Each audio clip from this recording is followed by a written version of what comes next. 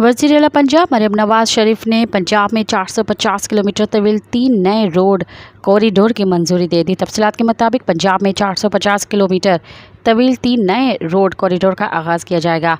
पहला साहिवाल से चीचावतनी और औरजाना से लिया तक और रोइया सड़क बनाई जाएगी। दूसरा दीपालपुर से वहाड़ी तक सिंगल रोड को 2 रवैया सड़क में बदल दिया जाएगा, जबकि तीसरा शोरकोट झंग चिराग वाली तक नई 2 रवैया सड़क बनाई जाएगी। ज़रा के मुताबिक वज़ीर आला मरियम नवाज 3 माह में नए कॉरिडोर शुरू करने का हुक्म दे दिया है, जबकि इन तीनों प्रोजेक्ट्स पर 210 अरब रुपए की लागत आएगी, जिसे दिसंबर 2025 तक मुकम्मल किया जाएगा। मज़ीद ख़बरन ऐं तफ़सीलात लाइ विज़िट कयो असांजी वेबसाइट www.awamiNewsHD.com ऐं ॾिसंदा रहो अवामी न्यूज़ HD।